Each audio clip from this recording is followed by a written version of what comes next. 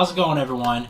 So, I did not plan to actually be doing this video this soon, but I got a new phone, and felt like it would be a good opportunity to unbox it for you guys, just to help give some variety with all the gameplay videos and stuff that I've been doing. So today we're going to be unboxing the Oneplus Nord. Now, this phone isn't actually available in the States, so you have to import it. And technically, OnePlus does sell a Nord lineup here, but they're very different phones from, really what this phone was. So, OnePlus as a brand has definitely gotten some recognition over the past few years, and, I felt like with their latest sort of Nord design and their phone here, I felt like this was just a good all-around baseline for, what a competitive phone should be at the price point it is. Because you guys know me, I don't buy, flagship phones anymore. There was a time where I used to get like the latest Samsung and LG and all that stuff, but realistically, when I look at my phone and what I use it for, most of the time it's just Twitter and, the occasional picture here or there.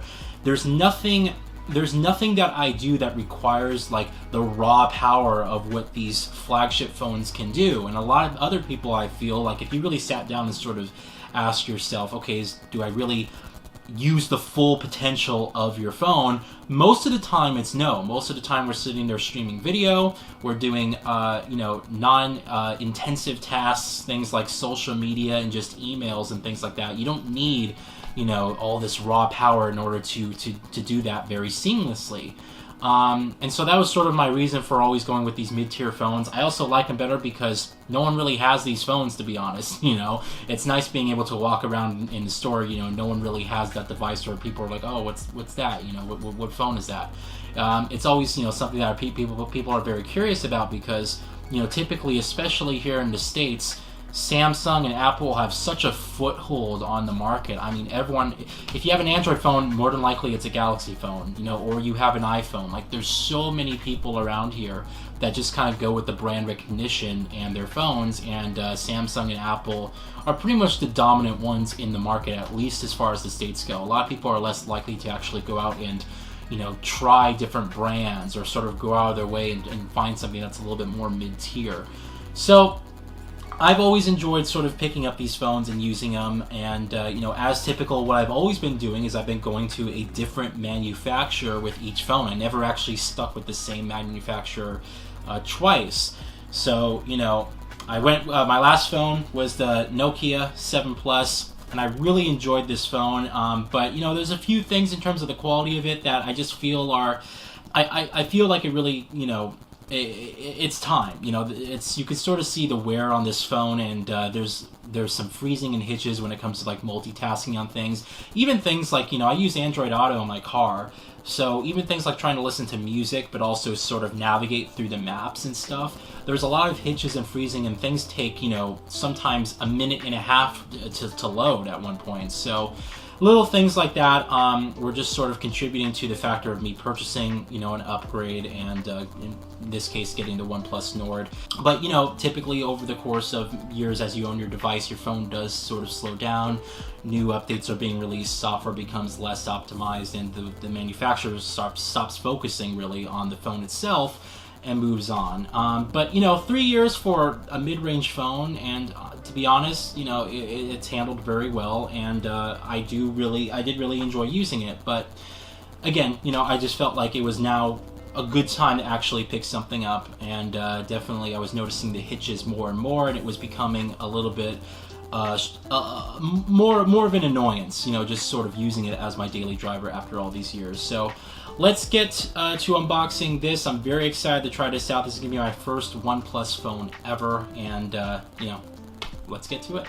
Alright, so I hope you guys can forgive sort of my lack of preparation for doing this video. Like I said, this is sort of a spur-of-the-moment decision, but one that I am very excited for. So here it is, the Oneplus Nord. Now, I also got a few accessories. I got a screen protector for one. Now, I know that OnePlus pre-installs a screen protector with this. However, I don't know about the quality of it. So that's why I bought this just in case. So this is a 9H hardness screen protector. Really, it's a full case for the phone, but I'm not going to use the case part. And then I also got this, just in case. This is an actual Oneplus Charger from just, another no-name brand off of Amazon. But the reason is because, like I said, this phone isn't sold in the US, so it actually comes with a European charger. So I need to get, one that was actually compatible with the plugs here. But what was nice is that when I bought it off of eBay, the guy did actually give me an adapter. So I actually might use the original charger that this thing came with. But anyway, yeah, I'm not going to unbox this because honestly it's just the screen protector I'm after, and even though it is a case, I'm not going to be using it.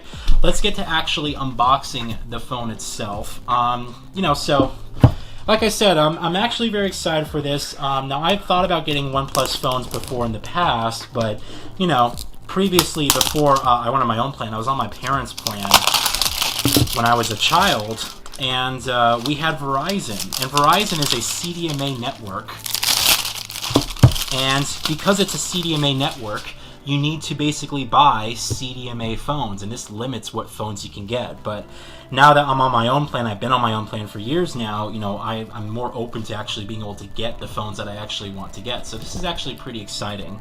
So you have the Nord branding on here, Nord being their sort of lineup for, I guess, their more mid-tier, budget-friendly phones. OnePlus was sort of always became known as this sort of brand as being the flagship killers. They would basically put a bunch of high-spec,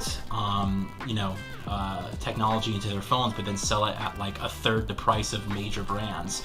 So it was pretty cool. Now this particular model is the AC2001. I got the blue marble color. It comes with all, just talk about all the specs and things and everything like that. So let's actually get to opening this up. Let's see it. This way, Nord. So Nord is basically a take on the North word, although I'm not sure which language. Let's flip this up. So we have the phone itself. Pretty nice. I love this color. It's pretty. We'll take it out in a sec. So we got the phone there. Let's take a look at the rest of the case. Nice packaging. Looks like we have our documents and stuff in here. Here's our welcome letter. So probably just some, different language and verbiage and stuff. Oh, thank you for purchasing our phone. So pretty cool. I like this design of the Nord a lot better than the other ones, to be honest. The Nord lineup in the US, it's just, they cut a lot of corners with that. It's not the same phone. So they do give you this nice case, which is cool. It's just a nice, slip cover, kind of cheapy case, but, it gets the job done. A lot of these manufacturers actually don't give you a case, so it's nice that they do that. And let's see, in here we just have, looks like some stickers. Oh yeah, some stickers and some quick start guides and a red cable club, which I think I heard about this. This is I think it's like discounts or some shit. I'm not really sure. I have to look into that some more. So pretty cool. There is that. Yeah, nothing else in there. And then we basically have our charging cable, so USB-C, which is pretty cool. I always like the red branding that they put on their phones for OnePlus. And then our Warp charger, which, like I said, is a European charger, so obviously these plugs don't work with the plugs here in the US, but luckily enough I have that adapter, so this thing should just theoretically be able to plug in there. Yeah, here we go. And it works. Pretty sweet. So yeah, now I'm not going to show really the setup of the phone, but we'll take a look at it right now. I love this color, by the way, just this blue marble color. This phone is also available in a gray, but it's such a striking color, so I just felt like it would be a good pickup for this. So yeah, here's the actual phone itself. You got a nice 6.4-inch 1080p OLED screen, but it's 90 hertz, and it actually supports HDR10, which is pretty interesting. And then the back of the phone, gosh, I love this color. Look how nice that is. So you got this nice blue color. You got your, I think it's a 3-camera system up here, and then there's a dual camera on the front. So pretty sweet. Large battery in there. There's no headphone jack on this phone. This is actually the first official phone I owned without a headphone jack. Which is one of the reasons I bought my Nokia 7 Plus, is because it did have a headphone jack. But I've been using Bluetooth wireless buds for a long time now, and haven't used headphones in a very long while. So there's that, and yeah, I just love this. It's just a really gorgeous design, very premium. It kind of looks like your latest typical Samsung phone, but it's like a third the price, which is pretty cool. So you have your volume button, and this is your actual your notification slider, so you can actually turn this thing to like silent just by going down on this switch if you want vibrate only, or if you want like all your sounds on. It's just a flick of a switch, which is actually pretty nice. I like the flexibility of that. Then your volume rocker on the side. So yeah, you know, it's a really nice design. You know, just for reference, here's my Nokia 7 Plus. So, you know, it's about the same in terms of the actual height of it. It's not that big of a difference. I will say that the OnePlus seems a little bit thinner, and actually my Nokia is a little bit taller. You actually take a look at that. That's a bit interesting. My Nokia is a little bit taller, just a bit. So, but yeah, pretty cool. You know, and it's an in-screen fingerprint scanner, which is really nice. And yeah, I'm just excited to start using it. I mean, yeah. So yeah, I'm not going to do a video like I did with the Nokia and, you know, determining whether it works in the US. I know it works because I looked at the bands that it supports, and I have Project Fi, or I should say Google Fi. It's not Project Fi anymore. But if you're wondering who my carrier is, it's Google Fi, and absolutely love them. So yeah, this is really cool. So I'll be on Twitter posting up my impressions of this, but I just wanted to do an unboxing for you guys. Alright everyone, I just wanted to record this quick epilogue for the video here. So I set everything up, I got all my apps on here, I just used the, you know, Android transfer process, so it brought over pretty much mostly everything. I had to re-sign into some of my apps.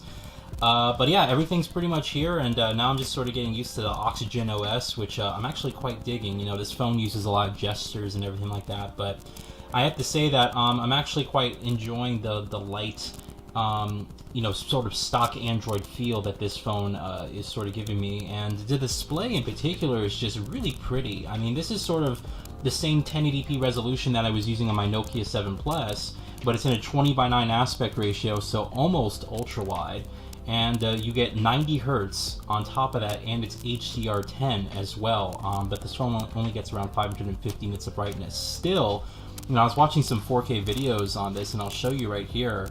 You know, like some of this stuff is really pretty. You know, like that's really, really nice color. And what I noticed from YouTube now is YouTube made an update so you can actually watch, well, you can technically select, you know, 2160p HDR video right now.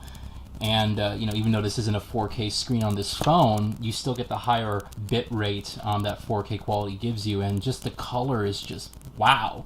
You know, super vibrant. I noticed the highlights and everything like that, so I actually really enjoy the way that this phone looks in terms of its screen. And, you know, even the camera, which is built into the screen, you don't really notice it off in the corner right there, so that doesn't really bother me whatsoever. But yeah, just super nice. You get pitch perfect blacks because it's an OLED panel, and you know, like I said, 90 hertz. It's a shame you can't really watch 90 hertz video on it, but just the usability of the phone, scrolling through Twitter, you know, and doing all this sorts of stuff. So far, so good, I have to say. I'm actually really, really enjoying everything. Alright, just wanted to thank you guys once again for watching the unboxing, and like I said, I'm going to keep you guys posted on what I think of this phone as I'm sort of using it as my daily driver over the next couple years, I guess. So keep an eye out on Twitter if you want to hear my more immediate impressions. But yeah, so far so good. Like I said, gorgeous display.